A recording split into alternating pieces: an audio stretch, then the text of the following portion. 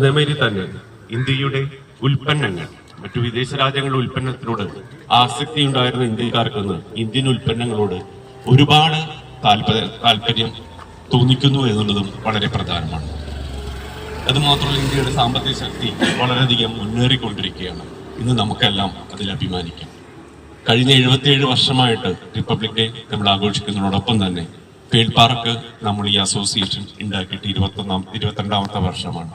നമ്മളും അതിന്റെ സന്തോഷത്തിൽ ഈ കൊച്ചു ഫീൽഡ് പാർക്കിൽ നമ്മുടെ റിപ്പബ്ലിക് ഡേ ആഘോഷിക്കുന്നു.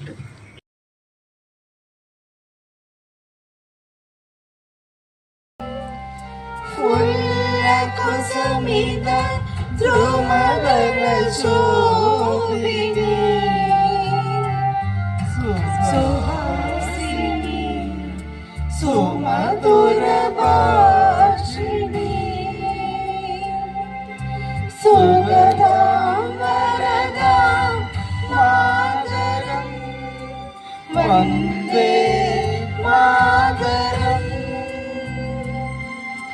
വന്ദേ മാതരം. 1947 ഓഗസ്റ്റ് 15 ഭാരതത്തിന് സ്വാതന്ത്ര്യം ലഭിച്ചെങ്കിലും നമുക്ക് ഒരു ഭരണഘടന ഔദ്യോഗികമായി നിലവിൽ വന്നത് 1950 January 26-നാണ്. Tricolor of India flutters atop with pride. Saffron, white and green, it holds the chakra firm inside.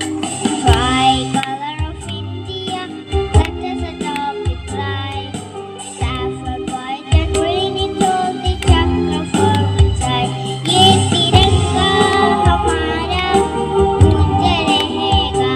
Ye tiranga hamara gunja rahega. Republic ആയ ദിനം അന്ന് അതിന് നമ്മളുടെ വിദേശികളായി ഇവിടെ അവരുടെ ആധിപത്യത്തിൽ നിന്ന് നമ്മൾക്ക് മോചനം കിട്ടിയ. എനിക്ക് പറയാനുള്ളത്, ഭരണഘടനയെ അറിഞ്ഞു ഭരണഘടന നമുക്ക് തരുന്ന അവകാശങ്ങളെ മനസ്സിലാക്കി മാത്രമേ നിങ്ങൾക്ക് ഭരണഘടനയെ ആദരിക്കാൻ സാധിക്കുകയുള്ളൂ. അതുകൊണ്ട് തന്നെ നമുക്ക് ഭരണഘടന തരുന്ന അവകാശങ്ങൾ അത് പ്രായോഗിക ജീവിതത്തിൽ എത്ര കണ്ട് നമുക്ക് അനുകൂലമായും ദുരുപയോഗവും ചെയ്യുന്നുണ്ട് എന്ന് മനസ്സിലാക്കിയാൽ ഭരണഘടനയുടെ പ്രാധാന്യം നിങ്ങൾക്ക് കുറച്ചുകൂടി മനസ്സിലാവും. നമ്മുടെ രാജ്യവും പലവിധ ഭാഷ, മതം, ജാതി അങ്ങനെ പല വിധത്തിലും വിഭജിക്കപ്പെട്ട് ജനങ്ങളാണ്.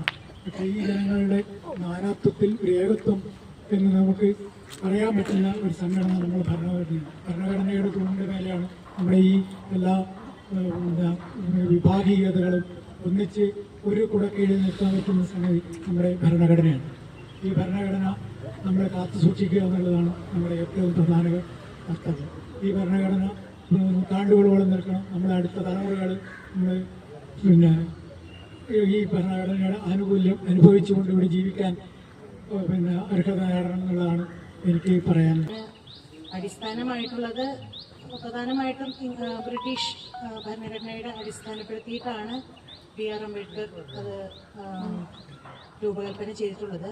അതുകൊണ്ട് തന്നെ അതിൻ്റെ പല അനുരണനങ്ങളും നമ്മുടെ ഭരണഘടനയിലും കാണാം. പക്ഷേ കാലികമായിട്ടുള്ള മാറ്റങ്ങൾ പലതും നമ്മുടെ ഭരണഘടനയിൽ വന്നിട്ടുണ്ട്. അമെൻമെൻറ്റ്സ് ഒക്കെ വന്നിട്ടുണ്ട്, പലരും കേട്ടിട്ടുണ്ടാവും. പ്രധാനമായിട്ടും തുല്യത, സ്വാതന്ത്ര്യം, അതുപോലെ തന്നെ സമത്വം, ഈ വക കാര്യങ്ങൾക്കാണ് അതിൽ പ്രാധാന്യം കൊടുത്തിട്ടുള്ളത്.